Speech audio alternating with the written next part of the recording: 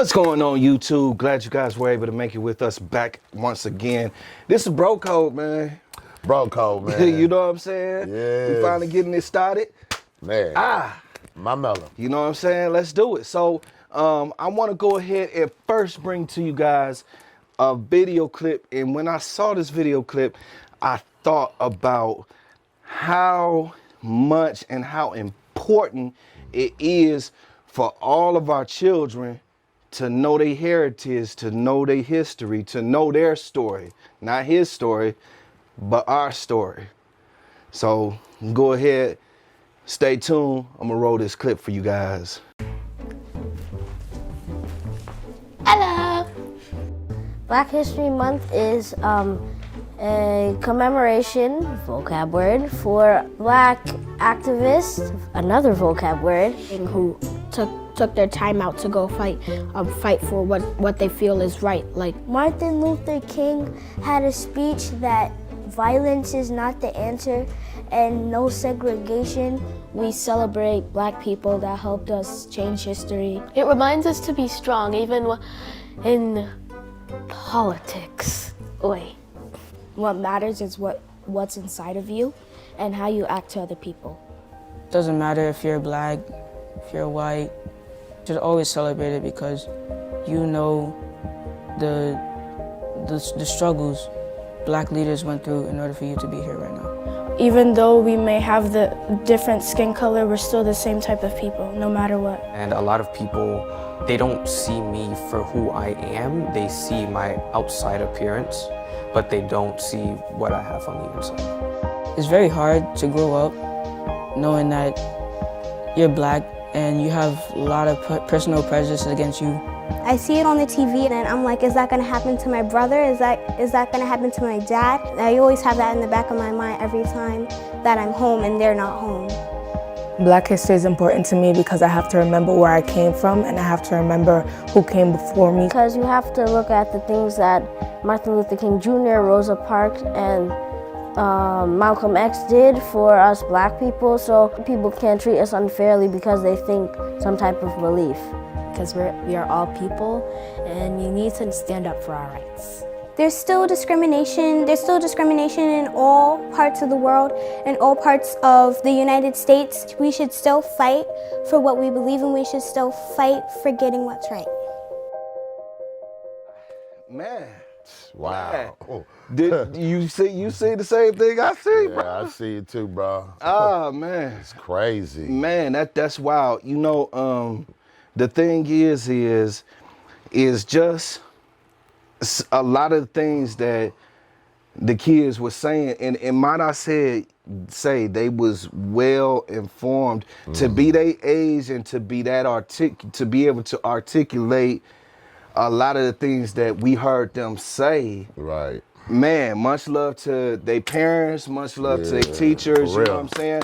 The ones that you know, right. pass that knowledge on. And you know, one thing, I don't know, I think I'm gonna pass the mic. Before I say anything else, I wanna pass the mic to you, get your opinion on Well, you know something. what, look, bro, man, I just think with me coming up, you know, I mean, from elementary school, you know, we learned what they chose to teach us up in about Black history, Yes. which was very minimal. Yes. You know, and shout out to Martin Luther King, you know, I do believe in his principles of peace.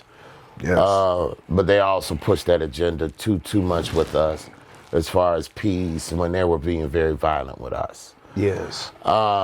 As I got older and got into high school or whatnot, I chose to go to the library to do my history and research on Black people, meaning African American people, and where we come from and came from, because they were not gonna teach you that in school. They taught you how that we came from slaves. Yes. That was it. That's all they ever taught us. But we didn't come from slaves. We came from kings and queens. But a lot of us already know that already. But still, they pushed a certain agenda in school for the Black students.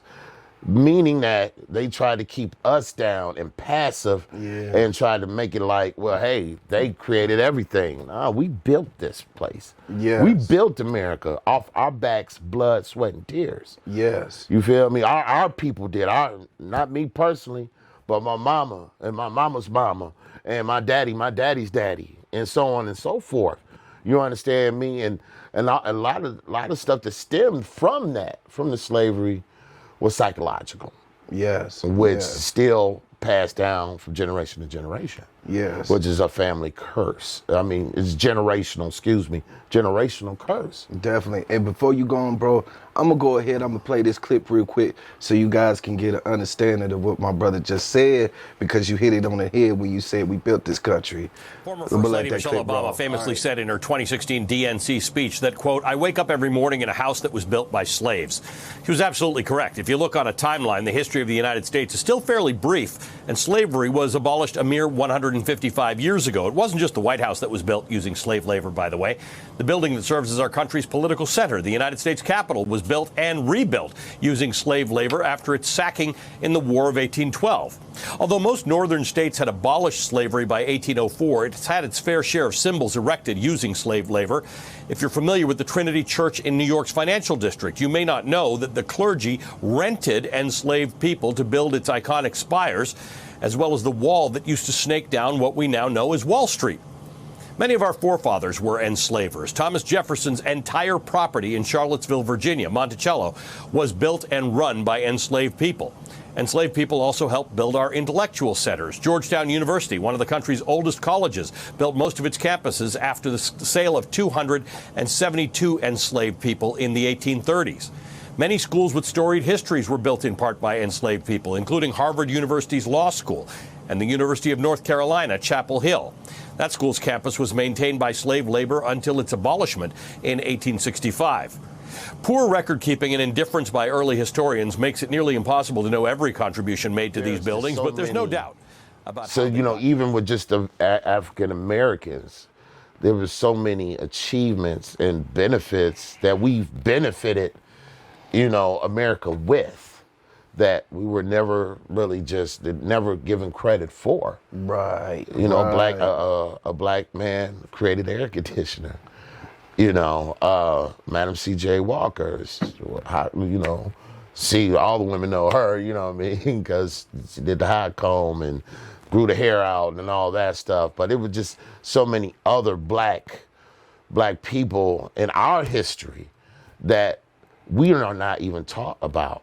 Yeah. So it's very imperative to go and do the research yourself. Do not always go by what somebody is trying to teach you, because sometimes the person that's teaching you is also hurting you. Yes, yes. And I would like to say what you said was right on, and the reason being that they taught us that secular value system of, well, you didn't create anything, you didn't add to this country. They don't want you to be proud of anything. They don't want you to even know who you really are. You know, they don't want you to know that you're God's people. You know, if we knew that we were God's people, we would, I think a lot more of us would behave accordingly. Absolutely. You know, there's also a level of disdain that they have for us, so they want to keep us down. See, if we knew who we was and they was actually teaching us the truth about who we was, we would start to elevate. Well, I mean, we would empower ourselves. Yeah. You understand me? Whereas we would have that self-confidence, that knowing that, having that information and knowing that, growing up, knowing who we really are and the benefits that we come with as a race, and how other races have benefited off of us. Definitely. So just knowing that, I believe, you know, would empower the children more, and, you know, get them to a higher level of just doing better, you know, mentally, physically, or whatnot. And because if you're not being taught what you're supposed to be taught, you're going to remain ignorant. And that's what the agenda is being pushed towards our youth. Exactly. To keep us ignorant and to keep us going a certain direction that they're directing us to do, you know. But us as black parents, aunties, uncles, cousins, big brothers, big sisters, just I don't care, the neighbor, we have a responsibility for our youth and for the next generation that's coming. There's a lot of us out here that got a lot of problems personally as adults, and I understand, you know, everybody can't be a teacher for everybody, but if there's somebody that's close to you that you think, a youngster, you know, somebody that's younger that you might see that could use a good word, you know, and just maybe just a little word of knowledge. You ain't got to overwhelm them with it, because a lot of today's youth don't want to hear all that. You know, don't be too preachy, because they either tell you they don't want to hear it, or they'll pretend they're hearing it and they'll go one ear and out the other. You know what I mean? Right. So sometimes you just got to plant that seed and just water it here and there with them. But it still takes a village. That saying will never leave. Yes. It will never leave, because it means so much. Whereas we do have to take care of each other and take care of our youth to make sure that they right when we're gone. Because we don't invest in that, in our youth, for the next generation, what's going to be of them? What's going to be of your kids, your nephew, your niece, your cousin, your little cousin? What's going to be of them? You know what I mean? So if we got the knowledge that God has blessed us with, please share it with those that really need it. Yes, yes. You know, I agree. I agree with you 100% on that. You know, I believe that it is our job. You know, it's our job, because if we don't do it, they will have to want to do it for themselves. Right. And they gonna have to do that research. But I've seen stories about, you know, how they're renaming slavery into involuntary relocation. And that's really not the story that we want to pass down on to our youth. It wasn't involuntary relocation. Nah, y'all snatched us from the motherland. Okay, we come from all over this world. Let me just start saying that first. Okay, we was here in many different places. You know, there's relics of Africanism back in Aztec days, okay? Like the old Mac, and people who know that history, you know, go back to them days and those pyramids, and who taught them how to build those pyramids. Right. See, these are things, like I said, we were already on this planet, you know, but involuntary relocation, really? It's just a way to minimize what they did to us, and to have our youth forget about it. Right. Stop talking about it. That's what they want. So, did you have anything else to say, bro, man? You know what I'm saying? I think I'm ready to go on to the next one. It's so much to say. It is. But I think, you know, what we trying to really do is just try to sum it up, you know, in so many words, but still get the point out there. Yes, sir. You know what I mean? So I think we kind of did that, achieved that with this one. Yes, sir. Yes, you know, sir. you know, just again, the directive is, and the point is, you teach your kids. Yeah. You know, each one teach one. You understand what I'm saying? Teach your kids. I don't care if they're not your kids. Help out some way, because you got a lot of youth out here that will listen. And sometimes it only takes one word, just somebody who cares. Yeah. Okay? So, Yes. I mean, I just want to push that out there or whatnot. So, Yes, I'm feeling that, bro. man, you feel me? Yes, Yeah. sir. Yes, sir. All right, you guys. So that wraps up our first session, okay? Like, comment, share this information, you guys. And let us know what you think about our first episode right here, okay? It's gonna get deeper. Okay, as you guys seen in the beginning of the video, I put that parental advisory up, okay?